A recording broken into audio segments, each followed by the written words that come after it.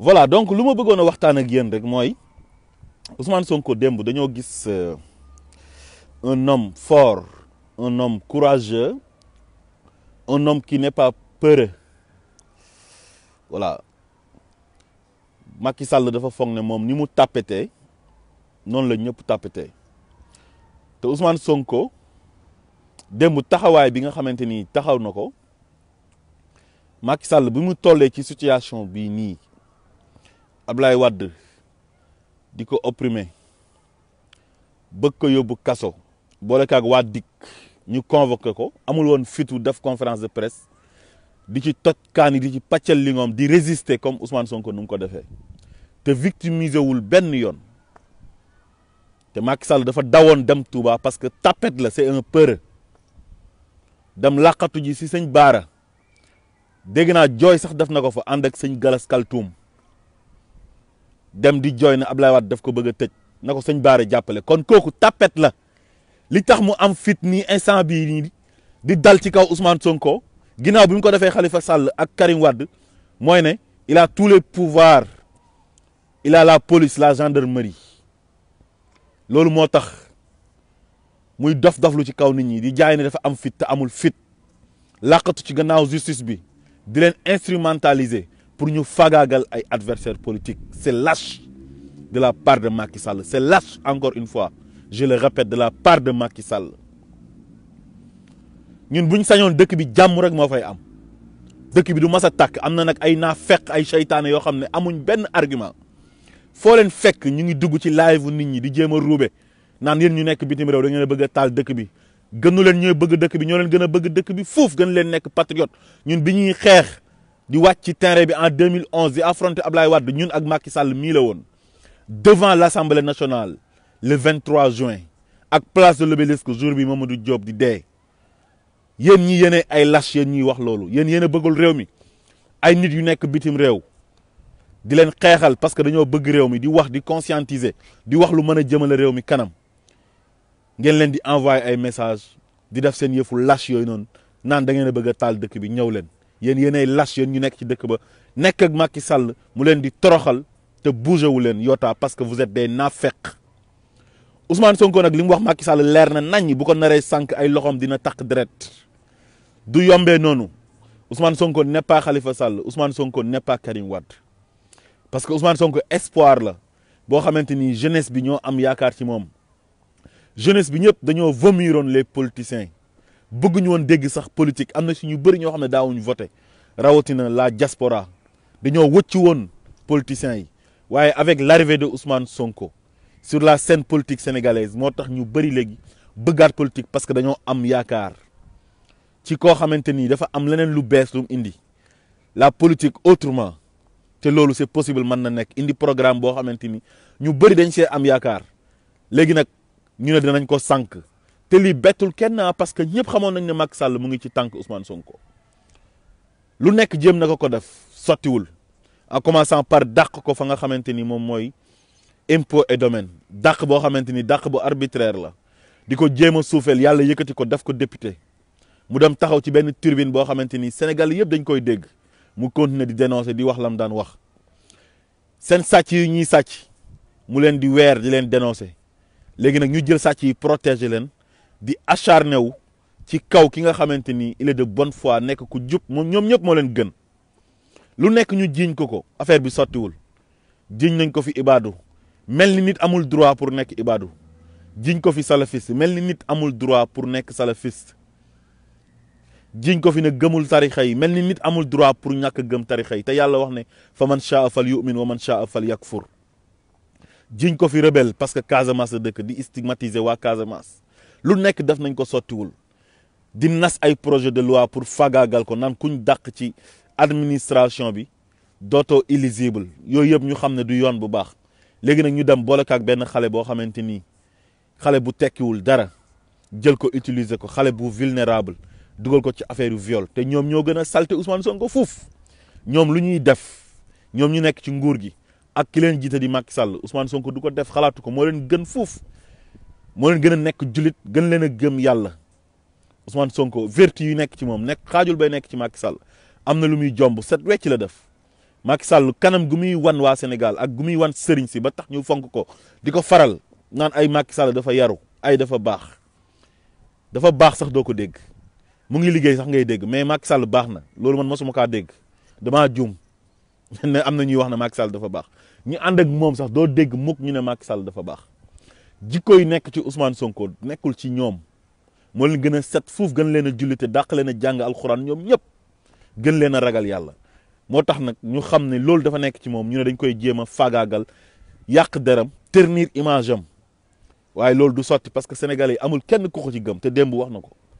amul benn sénégalais bu gëm ne Ousmane Sonko moo def lii ñoom ñoo orchestré seen benn affaire manigancé ko jël benn xale bu vulnérable utiliser ko ba pare jël ko séquestré ko chaque jour di ko influencé ah bala maa dee ñu naan démb dem na gis juge bi ban juge la xale bi gis xale boo xamante ni yéen a ko tëj di ko influencé boo demee lii ngay wax laa ngay wax est-ce que sax xale bi demoon na maa ngi gis benn photo tey ñu photo benn jigéen rek dugal ne Adji Sarr mu ngi nii démb bi muy dem tribunal Adji Sarr dafa fictive fu mu nekk nii maanaam c'est une plaignante fictive plaignante boo xamante ni kenn du ko gis parce que yéen seen deal bi dafa salte sénégalais yi xam nañ ko ngeen jël xale bi séquestré ko tëj ko ci benn néeg pour di ko wax ne ko boo demee jàkkaaroog juge bi lii ngay wax ak laa ngay wax te mën naa am sax Adji Sarr demul sax gis juge parce que nee nañ huis clos la ñaari avocats yi ñoo fa nekkoon ak juge bi juge boo xamante ni deal bu salte buy Macky Sall di def moom ci lay bokk mook Samba Sall ak ki nga xam ne moom mooy Bassirou Gueye di procureur de la République te démb Ousmane Sonko wax na ko léegi buñ ko dugalee ci bureau bi su fekkee ma nga fa woon dañ koy wax na ko lii ngay wax laa ngay wax lii ngay wax parce que ñoom ñëpp xam nañ droit xam nañ yoon xam nañ nan la ñuy def ba def benn PV boo xam ne day gën a dugal Ousmane Sonko da koy gën a enfoncer parce que ñoom ñëpp ils sont avec Macky Sall Macky Sall la ñuy liggéeyal ils sont pas indépendants c'est des lâches tekkiwuñ dara léegi dinañ def seen benn PV ba pare jox Adji Sarr ne ko signer Adji Sarr xamul dara victime la ci affaire bi dañ ko instrumentaliser utiliser ko pour daaneel benn adversaire politique xam ngeen ne lii ñaaw na te lii kenn waru ko nangu lii ñun ñëpp a war a jóg taxaw pour xeex ko lii ku ko xeexul rek yow bëggoo Sénégal bëggoo démocratie Sénégal jëm kanam te lii yëpp lu ko waral mooy Macky Sall moo bëgg éterniser wu ci pouvoir bi toog ba mu neex ko mu bàyyi pouvoir bi wala mu jox ko doomam wala mu jox ko rakkam wala mu jox ko ku ko jege koo xam ne dina ko arranger est-ce que sénégalais war naa nangu loolu est-ce que toll nañ ci jamono joo xamante ni muy 21e siècle nit di toog di nërmeel démocratie assassiné ko digg bëccëg ñëpp di gis est-ce que war nañoo nangu Sénégal tey Macky Sall toog fa tey ne du am opposant te Sénégal nekk un pays de démocratie ñëpp taxaw di ko seetaan xalif généraux yeeg ñëpp a ngi taxaw di seetaan communicateurs traditionnels yi ana ngeen fan ngeen nekk ne église bi wax na ñëpp wax ñu war a wax nañu wax parce que Ousmane Sonko dañ ko nar a faagaagal jaay ko doole waaye nag conseil bi ñuy jox Macky Sall mooy ne am na doole de jàpp na ne am na doole te doole ji ñun ñoo ko jox suñ doole la moom loolu la jàpp pour moom il est puissant il est fort waaye billahi wallahi tallahi bu naree sànq Ousmane Sonko wallahi dina am lu jóg ci moom Ousmane Sonko wax na ko démb nee na ko sa ay loxo dina taq te buñ ne la sa ay loxo dina taq rek bu eboo nga gëm ko parce que yow dafa am ay naafeq yu la wër ñëpp toog di la seetaan ñi war a wax ci dëkk bi yëpp a ngi noppi ñëpp ñu ngi noppi ñi nga xam ne am nañ baat yu kawe nga xam ne bu ñu waxoon tey Macky Sall mën na reculer ñoom ñëpp a ngi noppi tey naan laissons la justice faire son travail fii ban justice moo fiy def liggéeyam ana ban dossier moo tax justice naan day def liggéeyam dossier bu vide justice am nañ ay dossier tey seen ay tiroir yoo xamante ni tey doy na leen liggéey tey justice am na ay dossiers yu bëree bëri yoo xamante ni doy na leen liggéey ñaata détournement ñaata rapport moo nekk ci table procureur yoo xamante ni corps de contrôle yi ñoom ñoo contrôler ay nit yoo xamante ni ay sàcc lañ dañoo def ay détournement te ñooñ ñu ngi ànd ak Macky Sall tey Macky Sall di leen protéger bàyyi les délinquants de la République ñu am liberté nekk ci mbedd mi di dox un digne fils du Sénégal am un bon programme sénégalais gis ci seen bopp nga ne di nga ko sànq di ko jaarale ci ay viol te Ousmane Sonko set wecc PV yu gendarmerie jaaraama gendarmerie commencement bi procureur bëggoon na leen a def loo sale boulot pour ngeen dem convoquer Ousmane Sonko mi nga xam ne député la dafa am immunité parlementaire affaire bi sottiwul waaye terewul def ngeen seen liggéey PV yi senn na sénégalais yëpp jot nañ ci xam nañ ne le dossier est vide lépp ay fen la lépp du début à la fin léegi ñi nga xam ne ñoom ñoo takk ci mbir mi gendarmerie war a continuer li nga xamante ni moom mooy enquête am procureur boucler ko te ñu tudd si maître Dior Diagne nga xamante ni moom mooy ñaareelu Antoine Diome Faye Antoine Diome ñàkk jom nga xamante ni Macky Sall daf ko fi indi uniquement pour la liquidation de Ousmane Sonko gannaaw bu mu liquider Khalifa Sall liquider Karim Wade ma nga nekkoon CREI yi nekk substitut procureur ñu liquider Karim Wade mu ñëw def ko agent judiciaire de l'État ci dossier Khalifa Sall pour mu éliminer Khalifa Sall léegi nag Ousmane Sonko moo ko dese bi mu ñëwee lu mu njëkk a def mooy dafa dal ci kaw waa Pastef di leen jéem a intimider ci nemmeeku tour bi ñu doon def ñëpp xamoon nañ ne lii raam ci ñag bi la jëm ñëpp xamoon nañ ne lii raam ci ñag bi la jëm te finalement deal bii nii nga xam ne teg nañ ko ci kaw Ousmane Sonko muy cabale politique bii nii ci ku jege Antoine Diome la jógee muy ñaareelam boo xam ne nee nañ takk suuf la ko takk muy maître Dior Diagne nga xam ne bandi la wëyu la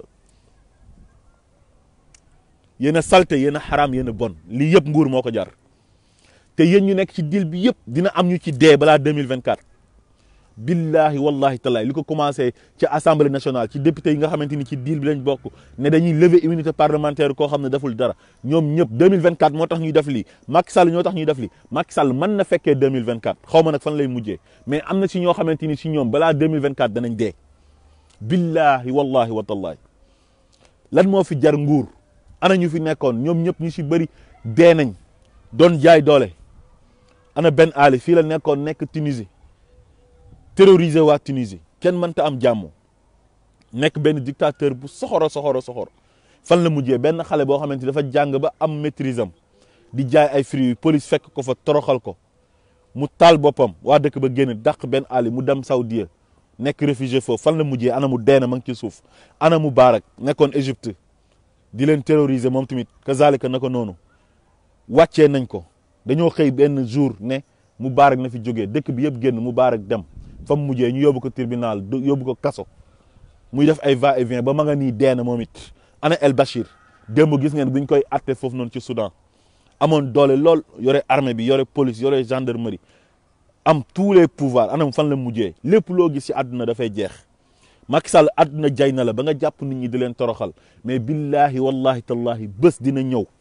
nga rëcc ko te man maa la ko wax du ay menace du dara mais loolu yëpp maa ngi ko teg ci yàlla man amila salihan fa li nafsihi nit ku nekk lépp li nga liggéey loolu la lay yàlla di fay li nga toroxal ci ay doomi aadama ak ni nga bëgg a def Sénégal te jaaduwul loolu yàlla di ko seetaan am na nag ay kilifa diine yu fa nekk yu bëri ñu ngi seetaan ak ay kilifa aada ñu ngi seetaan lu Macky Sall def neex na leen lu Macky Sall def neex na leen ñoom ñëpp ñu ngi toog di seetaan mais ku àttewul di nga artu billahi wallahi wa tallahi bés a ngi ci bés yi di ñëw même su fekkul peuple bi ñoo ko fajal seen bopp yàlla dina ñëw yàlla bay sa tool nag la yàlla wax de la Olof Njaay wax de waaye lu mu yàgg il va payer les pots cassés Macky Sall parce que lii dafa ñaaw te dafa flagrant dafa leer nañ un dossier vide une cabale un dossier monté ñëpp taxaw di seetaan ñu ne dañuy lever immunité parlementaire am te assemblée nationale am lu ko doy avec problème yi Sénégal di jànkoonteel yëpp ñaata sénégalais ñoo bëgg a faju te mënuñoo faju ci hôpitaux yi ñaata sénégalais ñoo bëgg a jàng école te mënuñoo jàng bu baax ndax manque de moyens ñaata sénégalais ñoo jël ay gaal dugg ci gaal yi dee ñaata xale ñoo nekk Sénégal bëgg liggéey mënuñoo am liggéey coronavirus baa ngi nii nekk Sénégal di lëmbe ñu koy xeex bu bon boo xamante nii teguñ ko ci yoon teguñ ko ci xam-xam moment bi waroon nañoo tal leneen lu dul nekk fii naan dañuy éliminer benn adversaire politique en pleine pandémie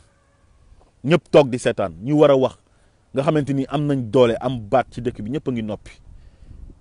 kenn du fi bàyyi justice mu def liggéeyam parce que la justice c'est la justice de Macky Sall ñëpp xam nañ ne Macky Sall tey moom moo téye justice bi lu mu bëgg loolu lañ koy defal tey jii li mu bëgg nii danañ forcer pour def ko parce que dafay toog ci palais ba maa ngi dégg sama grand Akhenaton doon ko wax te loolu avant Akhenaton di ko wax ma koy dégg ci moom man loolu dégg naa ko bu yàgg parce que man damay jokkook ay nit xam naa ay nit ñu bëri nekkoon naa foofu xam naa lu bëri xam naa ñu jege Macky Sall ñoo xam ne mën nañ dañ may jox des informations li Akhenaton wax dëgg la ci palais ba lay toog taal maal boroom di tox di saaga ay ndey kanam gi muy wan sénégalais yi ba sëriñ si gëm ko xalif généraux yi gëm ko jàpp ne kii nii mooy nit ku baax ki kii mooy nit ku yiw ki wala mooy nit ku yaru ki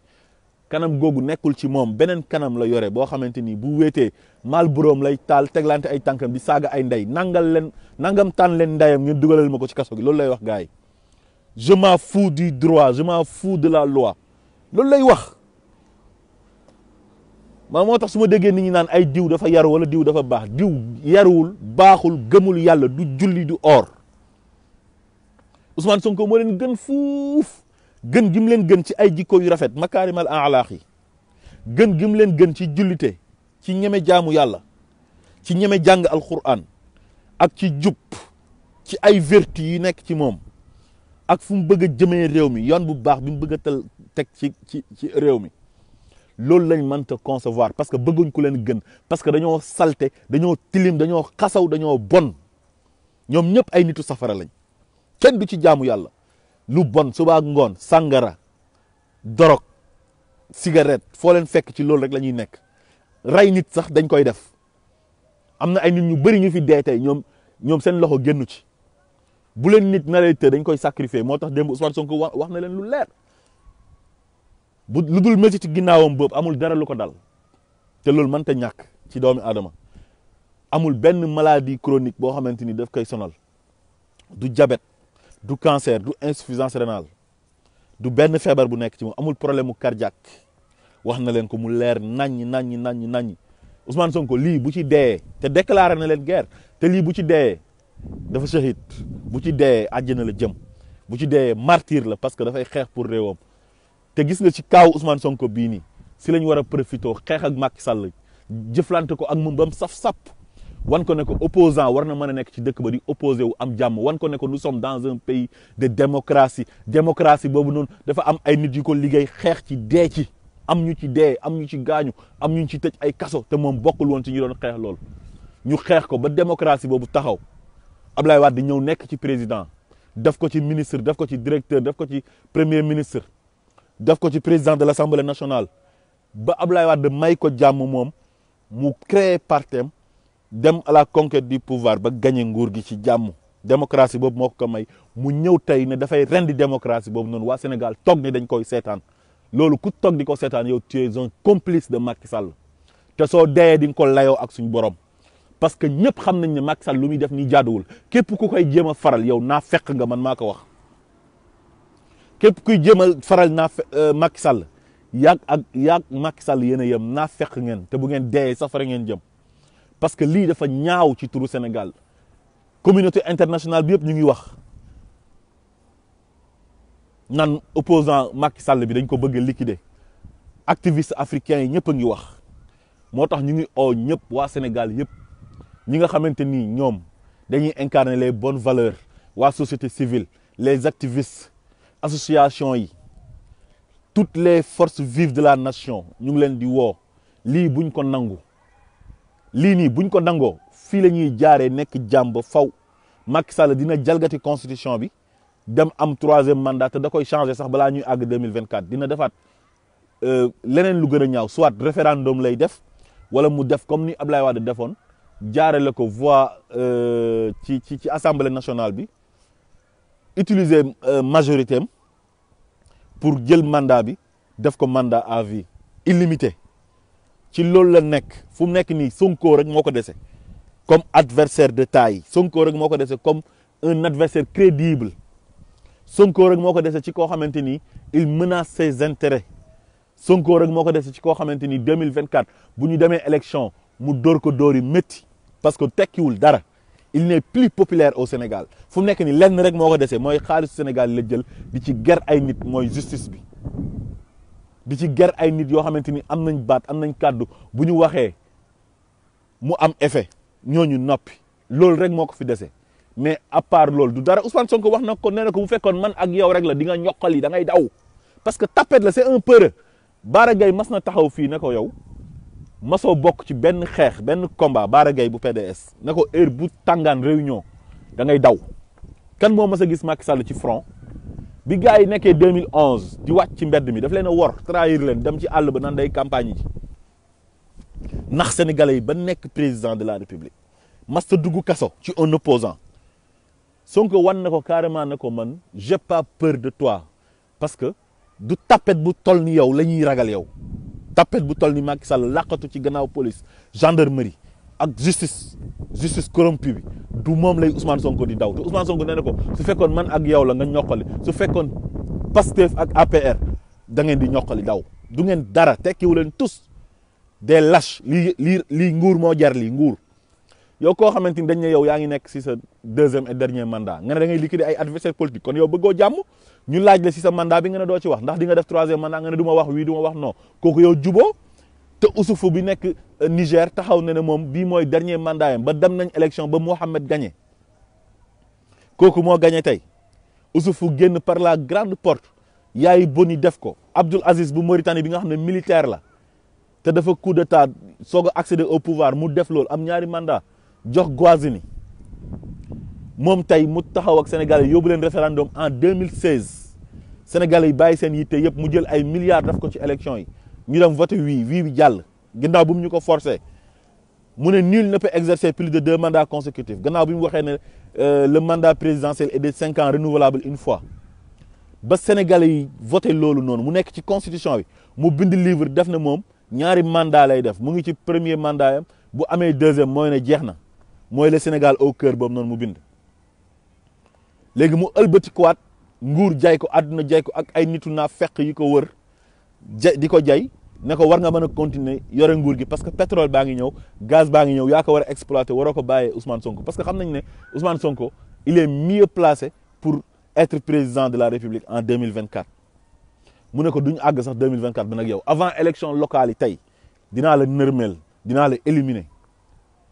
loolu sénégalais bu nangu loolu noonu nga ànd ak Ousmane Sonko ak nga ñàkk ànd ak Ousmane Sonko moo ci yem kenn warta nangu loolu parce que Sénégal ñun ñoo ko bokk ñun ñëpp te Sénégal bés bu tàkkee Macky Sall moo ko taal violence bi ñuy jiiñ waa Pastef ci Macky Sall la nekk ak ñi mu àndal ñoom ñoo gën a violent moom kan moo ko gën a violent démb rek mu ngi taxaw di adressé wu au Sénégalais naan leen su ngeen jëlul vaccin yi ma yóbbul ko ñeneen mel ni moom xaalisam lay jëndee vaccin yi bew arrogance bu nekk ci Macky Sall mosuma ko gis parce que Sénégalais yi ñoo ko may loolu parce que il a posé tous les actes mu jàll lu ko neex def na ko mu jàll ñu koy taxaw di ko seetaan loolu moo tax nag mu dem ba am fit di def lu muy def di waxee ni muy waxee heure bu génnee wax ak Sénégalais yi saaga na Sénégalais yi ndey xaalisu vaccin yi mel ni yow sa xaalis la wala sa xaalisu baay la wala sa xaalisu ndey la ba nga taxaw naan ay su ngeen jëlul vaccin yi ma yóbbul ko yeneen dëkk yow yaay kan tu te crois tout permis monsieur le président de la République dama lay tutoyer parce que yow mérito woo sax ñu lay vous voyez parce que doo gor tekki woo dara Macky Sall li ngay def nii yëpp yëfu jaam la soo nekkoon gor da ngay def sa ñaari mandat may opposition bi jàmm def sa ñaari mandat organiser des élections libres et transparentes après nga génn par la grande porte ku gore noonu lay def li tax ngeen di xëccoo nguur gi nii parce que nguur dafa neex yéen a ngi weer seen bopp te nguur warta neex li tax ngeen tuddee ko nguur sax mooy ne yéen da ngeen a foog ne lii dafa war a neex warul nekk sacerdoce pour servir sa réew te doo ci séntu dara doo ci am dara loolu la war a nekk waaye lu tax mu jaral leen ngeen bëgg a éliminer nit jaral leen ngeen di rey ay nit di toroxal ay nit mooy ne nguur gi dafa neex nguur gi dafa neex maa ngi woo Sénégalais yëpp ñu jóg taxaw nañ bañ lii nañ fippu parce que résistance Ousmane Sonko wax na ko encore bala ñu kaa wax na ko appel à l'insurrection ngay def wax na leen ko ne leen résistance constitution bi moo ko maye te ñun ñëpp dañoo war a résister na ñëpp jóg taxaw résister jàmmaarloo ak Macky Sall parce que Macky Sall du nitu dara lenn rek laa ñaan yàlla foofu laa jeexalee yàlla may ma sama bakkan bi ma dund ba fekkee Macky Sall fu muy duggee kaso moom moog ñoom Aliou Sall ak ñim àndal ak ñaawtee fi ñu def yëpp ci Sénégal asalaamaaleykum wa rahmatullah